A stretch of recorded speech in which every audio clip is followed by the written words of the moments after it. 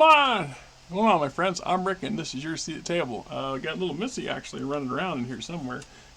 She's laying right here, behaving herself. Usually, when I do these videos, she's over here in the cat carrier because, once again, I've told this story numerous times, and a couple times in some of these videos, as this little stray came to us in the summertime, and she was skin and bones. She was literally skin and bones. She had not. I think her mama died early, and she didn't learn how to hunt very well. She is extremely people friendly. She loves people, not so much other cats, but we're introducing her slowly to the house cats. She's going to become another member of the house because I don't know, I'm sappy and I don't want to send her out. So we've invested so much time and effort to get her back to health. I just hate to turn her loose out there and have her get run over by a car. That would just be horrific and horrible. Anyhow. Right, just so we're on the same page, because I know I do some videos, and 23 subscribers, 2 of which are me. So 21 subscribers. If y'all 21 of y'all have stuck with me this long, or you've forgotten you've subscribed to the channel, God bless you and stuff. I do occasionally make notes on shit, right? Just so you know. Anyway, right, this is a topic that I've always been interested in. I've had a long time interest in this, and the fact of it is that so many people have either disagreed or blew it off, or there's so much out there. There's so many awesome videos on YouTube today on this subject. And I'm talking, of course, you've already seen it, the title, the Glocke, the Glocke bell, or the bell Glocke, or whatever the hell you want to call it, the Die Glocke, the Nazi bell, or the supposed maybe the Nazi UFO. This spacecraft or anti-gravity craft or time machine or all three has been around since the very end of World War II. It's never been shown to have been physically photographed that I know of. That's legitimate photographs. I'm not saying they don't exist, and maybe they do, and I just haven't seen it. So everything we do have is either renditions or drawings or, mocked up. Although there's some real physical remains of the project that this thing was attached to. Specifically is this thing called the hinge over there in Poland that kind of resembles a more modern day version of Stonehenge. Mostly it's this big massive concrete and reinforced steel structure that's kind of an octagon in shape. I don't have a picture of it. I tried to find one last night, but I just couldn't find one. And I know they're there. I couldn't find one that would show up on my damn laptop. The damn thing still exists. You can go over there and take tours of it. And there's evidence, lots of evidence, that the site was heavily power dependent. Huge power conduits run underground leading to and from this damn octagon. And other than that purpose, there was a lot of conjecture as to what the hell the thing was, what it was supposed to do. Then there's this Polish writer, reporter fella that, let's see if I can find this guy's name. First described by Polish journalist Igor Witkowski in the late 1940s, I believe. He starts talking about this thing, and so first off, we don't know is if it was actually real. Did it exist? There's a lot of circumstantial evidence and actual physical evidence to support that it did exist. That this thing was actually something that the Nazis were trying to manufacture.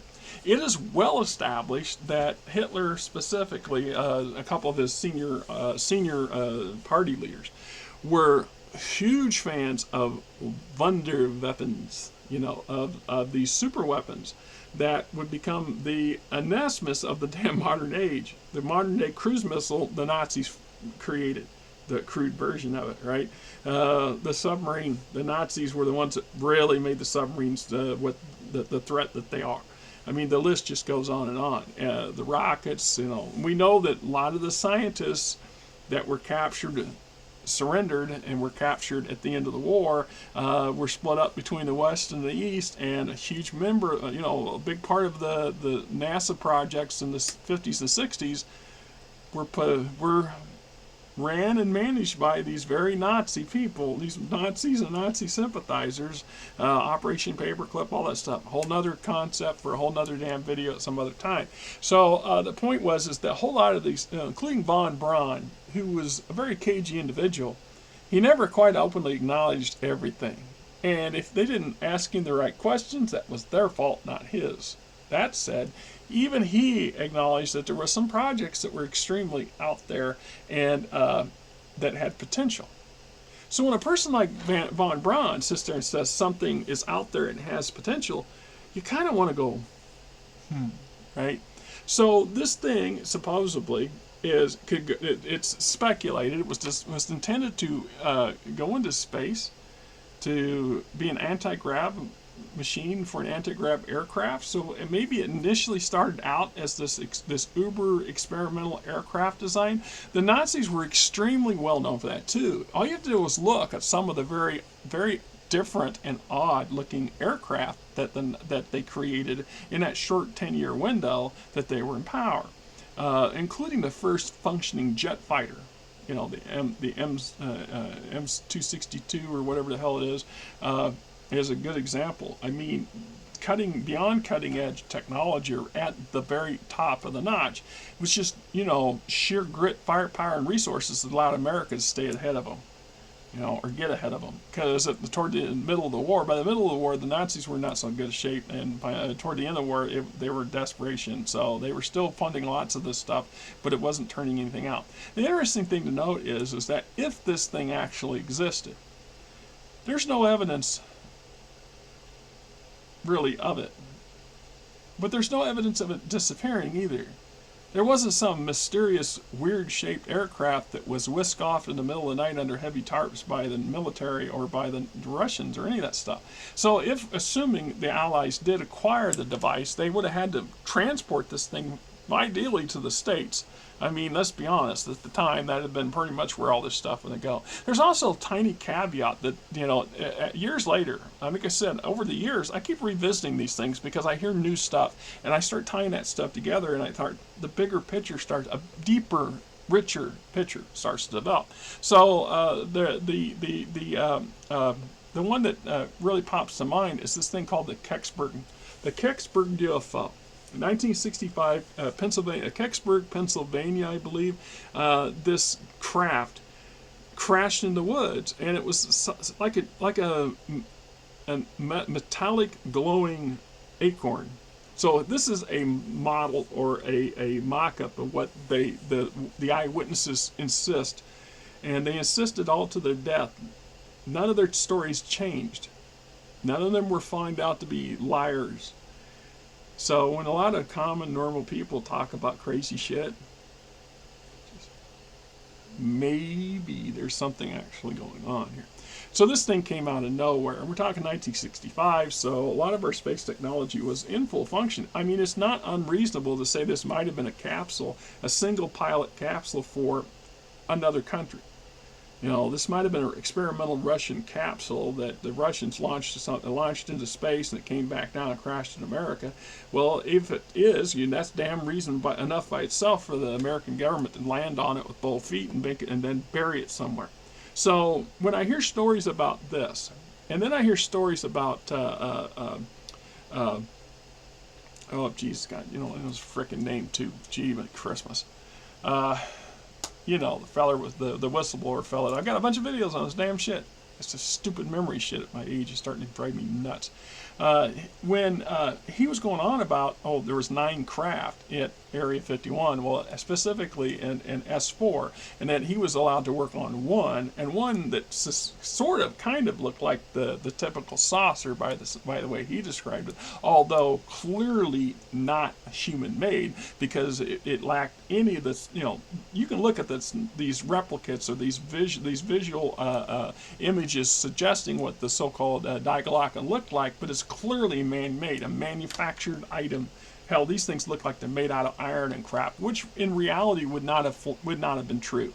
The metallurgy alone, they would have been using aluminum, which they had access to, and other light grade metals and materials, and some pretty exotic stuff. if necessary, to create it. It supposedly spins fast enough, or a couple elements in it spin and counterspin, and in doing so, create an energy field that becomes that defies gravity, so the thing starts to float. At that point, if you've achieved anti-gravity of that kind of that magnitude, it's not hard for you to put other stuff on this device to get it to maneuver. So you could easily maneuver. And there's a lot of speculation that if you have one of the biggest roadblocks to human exploration of space and exploitation of space, in reality, the real problem at the end of the day is the sheer amount of energy required to boost anything into orbit. So the lion's share of the cargo capacity of our rockets today are just that, the device and the fuel needed to get the tiny payload into orbit. If we had a device or a means to lift straight out of the atmosphere without needing an insane amount of fuel and an insane amount of hardware, what limitations would we have at that point? If this thing actually could defy gravity and it could reach orbit, after it left orbit, gravity devices still function. Although I would imagine they would have to have a much more sensitive kind of thing, because the further away you get from the gravity, the planet, for example, the less the gravity there is. That doesn't say there isn't gravity. We know that even in the deeps of space there is a form of gravity by having a galactic drift. The nearest, heaviest object, if it's a star, hundreds of thousands of kilometers away or millions of kilometers away, is still going to have some faint pull on another object. Whether that other object can resist it or not is yet, is immaterial. So at the end of the day, it's interesting that the Kecksburg UFO looks a lot like the Bell that some people implied, all the way down to some of this oddball writing and crap. Now, the other side of the coin is there's speculation. The Kecksburg craft was not alien but human manufactured. Well, there wasn't too many countries at the time, or companies, and that's something people tend to leave out. We talk about how many nuclear power companies in the world have nuclear capability. It's a few, less than a dozen, right? And we never talk about how many corporations have access to nuclear powered shit. Ask yourself that. Just how many major corporations out there may have access to this heavy grade shit. That's it. There's also the possibility, you take the 007 Dr. No tangent and say that somebody with extreme wealth could create some crazy shit too. Whether they're an evil genius trying to take over the world or just trying to get the fuck off the planet, who's to say, right? There was an old movie in the 80s, I'll be damned if it was the 90s or 80s, I'll be damned if I remember the name of it. But it was Space Junkers or something like that. It was a great movie. It was crap. It was a kind of a 2-bit movie. So this guy his junkyard's going broke or something, and he heard this they were doing this TV show about the dangers of all this space junk collecting above, and that someday somebody's going to have to do something about it. So this guy decides to build himself his own reusable reentry spacecraft, and he starts with using he had an old rocket something or another in his junkyard, and he refurbished it, I guess, and then he for a capsule he took a concrete mixer and started with that and turned it into a ship console, and then it flew it up into space and actually collected a bunch of junk floating in space and brought it back and got his ass in trouble with the government, and I think he ended up, at the end of it was a good movie. At the end of every movie had a happy ending. At the end, it was a happy ending movie. I don't remember the name of it. So the point I'm getting at is it's hard to suggest that impossibility is possible if there's enough resources or money or determination to throw at something. Human history has proven that over and over again. There have been plenty of people say the cracking in the nuclear code, splitting the atom was impossible, and yet, lighter than air, faster than the sound was impossible. This is like when everybody says, well, light speed is impossible. Is it? Is it? Or is it just beyond our ability at the moment? Because it's a whole lot of stuff going on out there, and every decade new things come and new revelations. Who knows? So this Kecksburg thing would spin, or parts of it would spin, and they would spin so fast that they would heat up and glow. So it would give it a glow, give it this otherworldly glow to it. And a lot of weird details came out. And some of the details, the proof is in the details, or pudding, or however you want to look at it.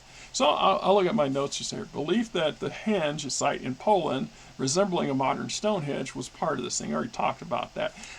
There were also reports of people who were working in and around that Polish site of getting radiation sickness and dying from what appeared to be radiation sickness.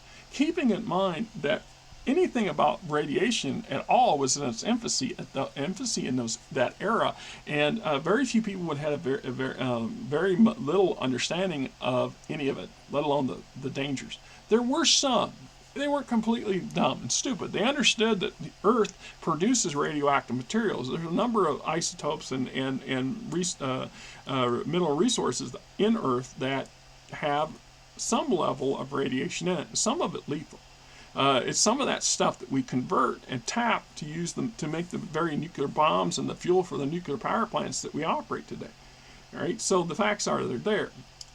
So it's just like the metallurgy. The metallurgy is something that, like this, would have to be quite advanced. It would have to be extremely lightweight. The lighter, the better. That's something that they, von Braun understood full well, because that's how he could get his rockets and stuff to work. So the principle's not uncommon. So it was supposedly powered by something called a Xerium 525, or as a fuel, a type of irradiated mercury. And I tried to do a little deep dive into that subject. I do a video on this stuff. It's like Bob Lazar. Damn it, Bob Lazar talking about the special element that the UFO he supposedly worked on, used to power itself, was something it wasn't too many years ago that they actually officially discovered, and we have the means to produce it, but we have it's such a finite amount, and it only lasts for such a fraction of a second. It's still not useful yet, right? We haven't figured out a way to make it useful. So you've got to have an exotic device. It needs to have an exotic fuel. Now, for the longest time, I had never heard of the fact that it even had a fuel. Now, it was one of those mysteries of the earlier era, was just how was it powered? Well, and I wasn't accessing the right information, or I just wasn't directed to it, because I'm watching, like you, I'm watching somebody else's videos and their interpretations and their research and their opinions and so on and so forth. So, Xerium 525 is derived from gems called blue osma, L-M-O-S-I, and an ungden is some kind of ore, O-G-U-N-D-I-U-M. They combine these two elements to create this Xerium, X-E-R-U-M 525. It creates this mercury-like violet or red in color liquid that is the power source for the Glocke. Supposedly, and we're in supposedly, because I did a lot of Google, and usually Google's pretty quick, and there's some tricks to doing internet searches, as you well know. It's what words you ask, but sometimes it's what words you don't ask that are connected. And in this case, it popped up very little information on, of course, the Glocke is all conjecture and assumption.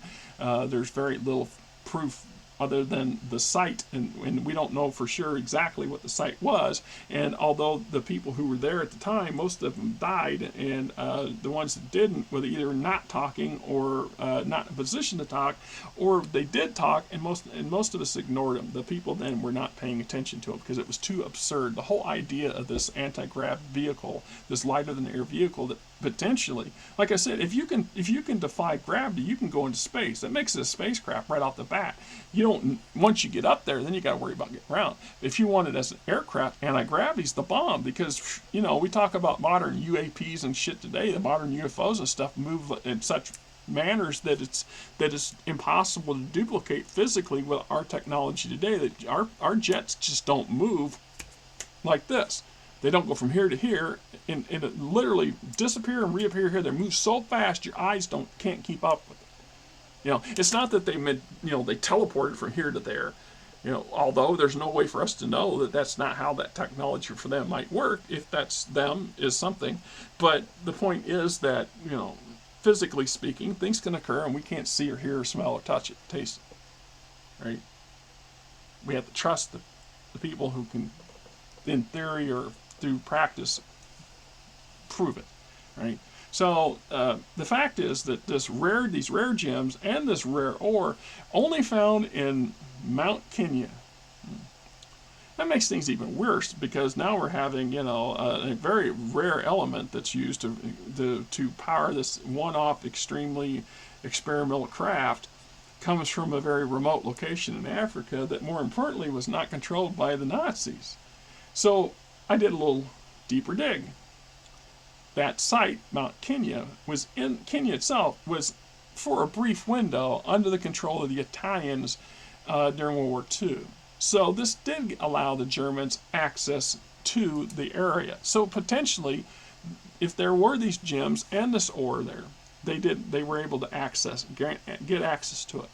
How much of it would they have needed to make enough? How much fuel would they need to run this thing? How much fuel does this thing consume? I don't know. I would suspect it would take a lot. If you're doing a lot of tests, unless it's a tiny amount of this element, this isn't an element, this serum, this fuel, to power the device, you would need a significant amount of these gems and this ore. And you would need a regular supply of it. And they didn't keep control over the area very long. I mean, it was, I think, a couple of years they had it, but I don't know that that was sufficient. And to best I can find, there's no evidence of any great mining operations of any sort going on in and around Mount Kenya at all in that area. There's some mining and stuff, but not on no evidence of a scale large enough to support a lot. Now, grant you, this is a one-off, so the Glocke was actually an item, a thing. It was the only version of it, or at best, maybe one or two or three that were test vessels. And so their need for fuel would be not as extensive if these things were mass-produced and put into operation. So the other connection is, the other supposium is that potentially this thing was capable of time travel. That's what brings us back to the Kecksburg object. The Kecksburg UFO resembles a lot of the Bell. I'd have loved dearly, because von Braun was still alive in '65, I think. I would have loved to hear his take on that. I would have loved to hear his viewing this Kecksburg UFO, even the images of it, and see if he didn't make that connection to the Bell. And if he did, or maybe he did, and he just didn't talk about it. Or more likely, if the United States government's involved. You got to remember, a lot of these ex-Nazi scientists and stuff owed their freedom to various world governments, and it behooved them to be nice little Nazis, become reformed citizens of their new homeland, and keep their mouths shut. One thing these top-notch scientists are very good at is keeping their mouths shut. Most of them are really good, especially any of them that have any kind of connection with the military or the U.S. government or the government in general. If you're working under government contracts and things like that, or grants and stuff like that, you learn to dance the dance. And one of them is not running your mouth when it's not necessary. So the possibilities are that at the very end of the war, this device up and disappears. There's no first-hand accounts of that happening that I'm aware of. There's not really any secondary events either. It's just that once there was a device, there was a thing there, and then it was gone. But there was a whole lot of chaos going on about that time too. The Russians were advancing into the heartland of Germany. The Allies were advancing on the Rhine. The writing was long. The writing and the wall was already being knocked down on them. They were burying the Nazis little by little, but it was inevitable. So this thing up and disappears. If it had time travel capability, it's very possible the Glocke and the Kecksburg UFO are the same damn thing, and that somebody either initiated it externally and it leapt forward in time, or somebody got in it to escape the inevitable fall of Nazi Germany and teleported themselves forward in time. It's time travel is a very interesting subject, and very obviously as complicated as it sounds, and very simplistic in some ways. In some ways, I think it overcomplicates. The simplicity should be where you should focus on. The thing about time travel, and this is based off what I understand Einstein's view and said said on about time travel that it was quite possible it's much more probable for time to go forward, to travel forward in time than to go backwards in time. I don't know exactly. I suspect it's because going forward in time, you're technically, you can make this argument, you're suspending yourself. You may instantaneously go from now to 65 years in the future. And to you, 5 minutes has passed. The rest of the world, 65 years has passed. So it's quite possible that you move literally so fast, that far into the future, so fast, you're just now waiting for the rest of the world to catch up to you. So does the world just snap up to you instantaneously, or was you held in suspension in some fourth or fifth dimension somehow for 65 years? So your actual transit took 65 years. It's just for you, because you're in the device, inside the device, it was instantaneous. That is a common theme with time travel and in light speed travel, period. But Einstein said that it's far more probable to jump forward in time than to jump backwards in time. Much harder to go back to something that no longer, that existed once, that no longer exists. But that's not, once again, we're not getting into video on time travel, because you could do a whole series of damn videos on that stuff. The point is if this device actually functioned that way, even once, it could have happened. If it was a fluke, it could have happened. What if the fuel source was so rare, they tapped this stuff and then used up what there was of it to make just a limited amount of fuel, and the fuel that it had was whatever was in the device when it left, when it left the site. So whatever fuel was left was either A, destroyed, or stolen, or confiscated. And the people who confiscated it may not have known what it was, and destroyed it or disposed of it, or they stored it. Typically, knowing the United States government, sitting in a warehouse in Nevada somewhere, and people still don't know what the hell it is because they haven't made the connection. Or they did make the connection and they filled this thing up and utilized it again. So the question goes back to if the Die Glocke and the Kecksburg UFO, or just the Die Glocke, actually had time travel capability, would it be adjustable? Is it a TARDIS? Could you just go anywhere, anytime, anywhen, anywhere, and back again, without a whole lot of effort? Or is it a cosmic price, a thing that you pay for such an advancement? So if you're only caring about exploring the universe and enriching yourself, you don't care about going back to your home world. You could just keep traveling further and further out. So if you had this device and you had the fuel in it, for example, and you went 65 years in the future, and you did have the ability to go back 65 years to go back to where you came from, that would be spectacular. But the probable odds are that you more likely wouldn't occur that way. Even if you did, based on the Einstein and some of the other concepts of this stuff, you would be 130 years old. You went forward 65 years, you came back 65 years, total 130 years. You would be 130 years older than when you left. So 130 years of human history would have passed in the time it took you, that instantaneous transition for 65 years in the future and 65 years in the back. So if you're going to experiment with something like that, how the fuck do you experiment with that?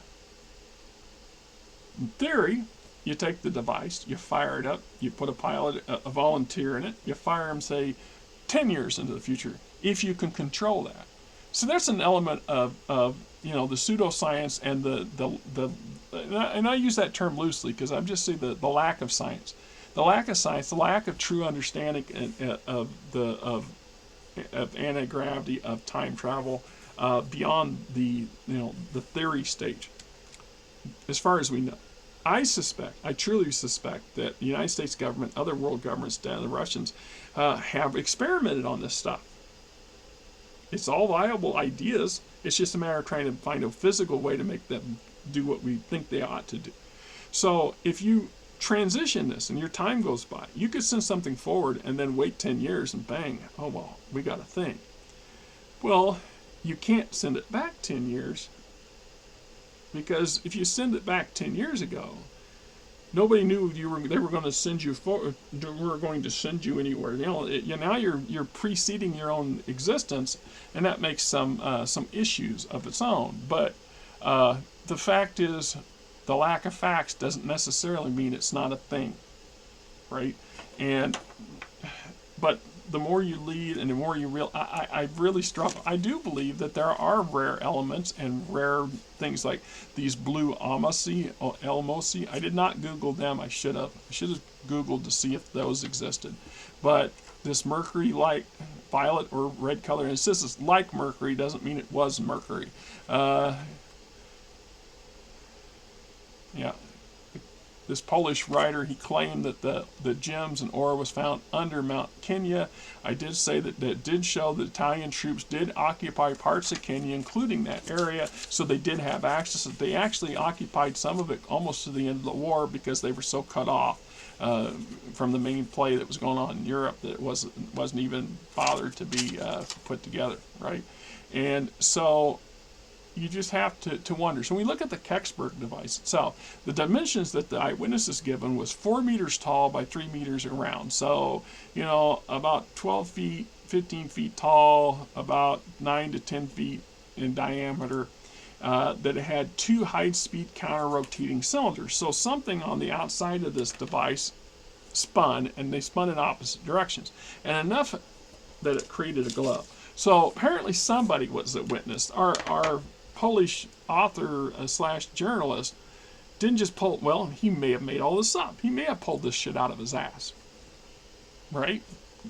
Could quite possibly have done just that. And how would you prove, or one way or another, that it did? Hair on my hair's crazy. I wear stocking hats outside and get sweating all the time. And so when I do shower stuff, then it just, right? Anyway. So, yeah. I love this story. I love this device, this possible device. There's just enough actual physical secondary evidence to suggest that it did exist. I suspect that there's a lot more information that the United States government and the British specifically have a hell of a lot more information on this than what they've ever let out. I suspect what information they do is probably incomplete and conjectural, which in part is why they never let it out. I suspect that if it is an actual device, that the United States government has this thing on ice somewhere. I suspect that if the Kecksburg object was the Bell, that obviously, once again, we do have it on ice because it was a physical thing that crashed. Enough witnesses, and the site was impacted. Enough neighboring witnesses saw the event. It happened. What it was, yet to be fully explained. And the government has not come out of the woodwork. We know from both police reports and personal reports and reporters and stuff that were in the region. Military responded to the crash site. The U.S. military, the Army showed up, or Army men showed up with heavy equipment and trucked this thing away. This thing they put on the back of a flatbed and threw a tarp over it and drove it through town. People saw it. They saw something under a tarp. Well, it's an experimental aircraft that crashed, or a rocket or something, which is all quite plausible stuff. Although the glow of the object and the writing and the item kind of makes you go, See, the only thing that makes me go question whether or not it's the Nazi version of what, this is not the Nazi bell, is the actual writing differences. Because the Nazi imprints and writing and stuff that's on the Die Glocke, it's a Nazi. It's German, in Germany.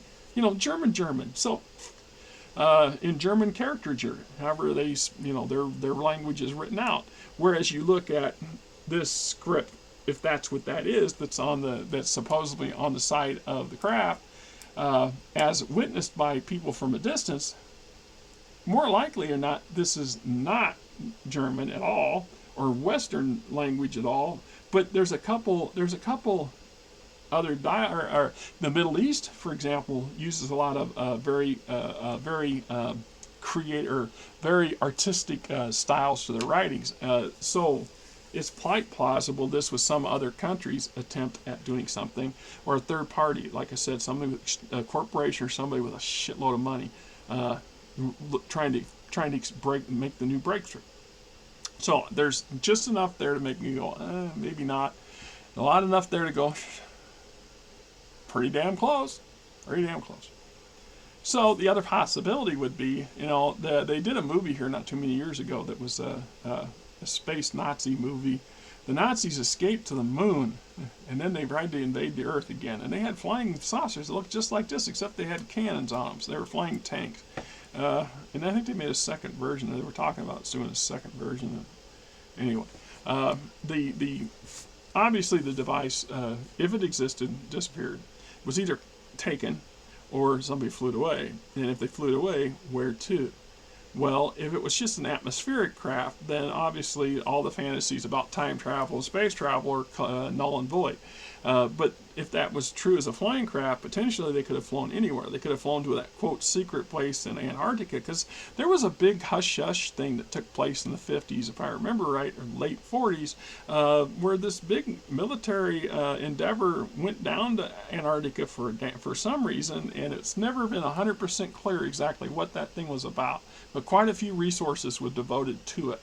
And it was speculated, and it's been speculated for decades, that whole thing was a last bastion of Nazis. Had to build a fortress in Antarctica, and that's where they had to go down and root them out. And if that was true, if there was any kind of base down there that Nazis had, this thing would have been easily been able to reach it. The thing about an anti-gravity device is, if you have the fuel source that's efficiency enough, this thing could have gone anywhere around the world in very quick manner, and in all kinds of conditions. So it could have went anywhere. The person in it, or the persons in it, based on the dimensions, it couldn't have held very many people, 1 to 3 maybe, and unless it just seemed to be more bigger inside than out kind of crap. They could have used it to travel to Brazil or Argentina or any of these South American countries, and then just made it disappear out in the jungle, and you'll never find it. You'd never find it. The jungle just would, anything we make, the nature can dismantle. So it will never, unless somebody got hiding in a barn somewhere or got stashed in a cave, the odds are real good if they got, you'll never find it. That's just assuming, and that's a very stretch way out there. The other possibility is, if it is a space capability, that they were able to actually leave, these people left the planet. To what end? So does, perhaps, just perhaps someday, wouldn't that be horrific? They left the planet, went to Mars, landed on Mars and died, and eventually one of our rovers run across the damn thing? Of course, with all the sandstorms and stuff that occur over there, they would be likely been long buried by now, and we wouldn't know. But there's that tiny possible, outcome that you never know, right? They never know. They never know. And then, of course, the most, extreme would be this thing was not only capable of going into space, but going faster than the speed of light, because that is what this, Bob Lazar and the people who follow Bob Lazar believe that a lot of alien craft use as anti-gravity as their source for getting around, which explains their extreme motion. And then also it explains the fact that they ain't killing themselves while doing it. A human being would not be able to tolerate this speed of movement and stuff without basically turning ourselves into goo. The aliens either biologically don't turn to goo under that kind of conditions, or they have a normal bubble inside that doesn't change. So the device creates this, but they're encapsulated in a bubble. It's that concept of the bubble that made me suggest the possibility that if this device could time travel, a time traveler would go forward 65 years, and it feel like to them almost instantaneous, where in the real world they would come out 65 years in the future. So mostly the idea, unless they were really young when they left, most of the people they knew are dead and gone and buried, and all the institutions they knew were gone or completely changed or run by different people. So then what would they do? It was a one-way trip. Well, they'd abandon the device and go off into the world and live out their life in anonymity, because that was the whole point of them escaping in the first place. But let's be honest, anybody did this was a Nazi running from the Russians and the Allies. Just saying. Trying to escape justice. But if that had happened, then the device would have been found.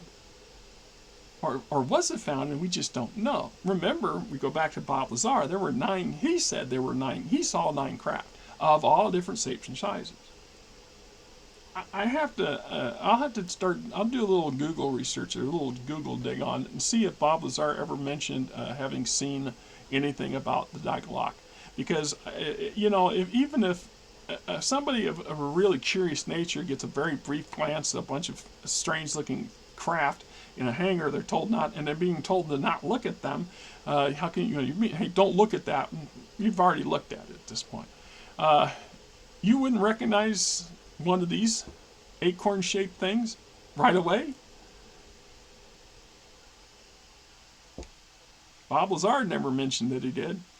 But let's also take in point, how do we know S4 had a 4? What about 1, 2, and 3? If 1 was administration and 3 was, support, well, potentially another lab existed. Or who's to say, S4 is the only 4? There might have been S12 out there too. So how do we know that the 9 craft that were stored in that hangar were the only ones that were in possession of the government?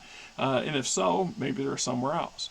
Or because these things are not UFOs, they're in possession of a different branch of the U.S. government who are trying to reverse engineer stuff. Well, they would reverse engineer stuff on a UFO, but you don't. The only thing you're not going to reverse engineer something from the 40s. The metallurgy, the manufacturing techniques, all that stuff, we know it all by heart and surpassed them long past that. It's how it functioned, how it achieved what it supposedly is capable of doing. That's the problem. And so what happened? Where's the scientists that worked on this project? Most of them were dead. Most of them were dead before the war was over or at the end of the war. They never stipulated where all it went to. We also don't know what else went on at that site. Obviously, it wasn't Pindamunda. That's where all the rocket stuff went off, and that was way up in the Baltics. This was a long way from there. And being in Poland too, this place was in real threat of being captured by the Russians, and I believe it was. I believe the Hinge site was definitely captured by the Russians. Americans, allies, never got anywhere near that side of Germany and let alone Poland during the war. No, that would have been the Russians, and so the Russians would have grabbed all these people and the device, and who knows? We would never know because we have no access to any of that stuff. And we don't know of anybody. Nobody's came forward with it. Even with today, with the more open minds when it comes to stuff like this, still nobody talks about it. So I suspect the Russians found the site, but the engineers and the scientists were long gone. By this time, they would have all fled in advance of the Russian army. They weren't going to stick around for the Russians to capture them. They would have left days or weeks before, and would have been further deeper in the heart of Germany, where they could have been captured by the Allies or surrendered.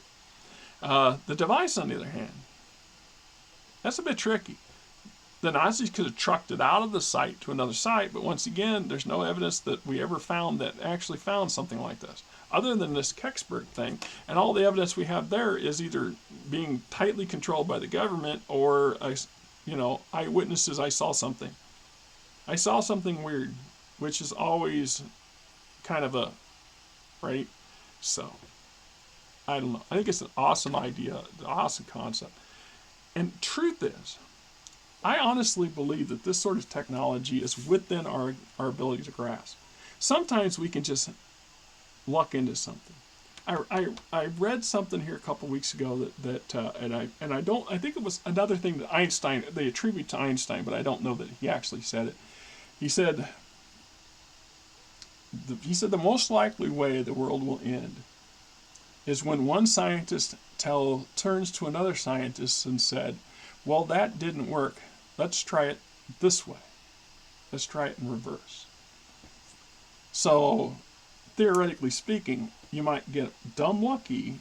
One person or a small team of people got lucky enough to put the right stuff together at the right time to create a device that functioned, that did do what it supposedly was going to do, and then they utilized it to get the hell out of Dodge. Or it got fired up and it itself left. They fired it up to get it keep it out of the hands of the Russians, and they didn't want the Russians to have it. Or they destroyed it outright. there's always the possibility that they completely dismantled this thing.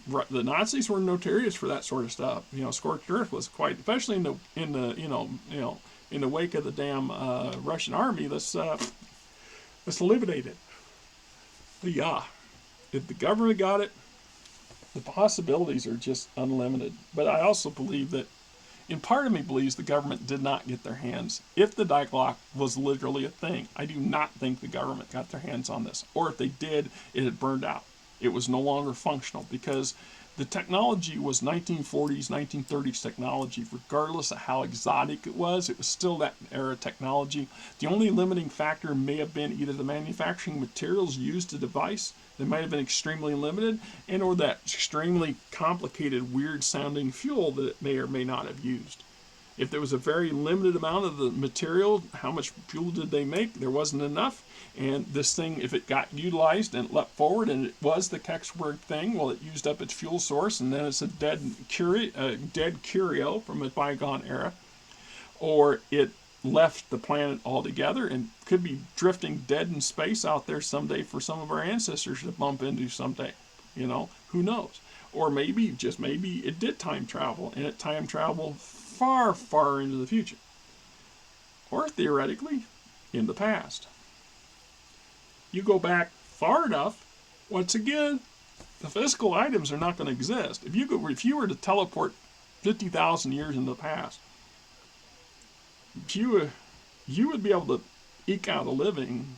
I'm not sure what life would have been like for the human. I know most of it's hunting and gathering in 50,000 years ago, but this device would have been exposed to the elements and all the changes that took place in that 50,000 years, the ice ages and crap. It rusted away or was ground up, and we would never recognize it today, ever. And that's a real possibility too. Always something. I love this stuff because it just makes your mind think and wonder, what the fuck, right? Anyhow, till next time, y'all have yourself a great weekend. And right, the little Missy over here, myself, today, have fun. It just irritates me to no end.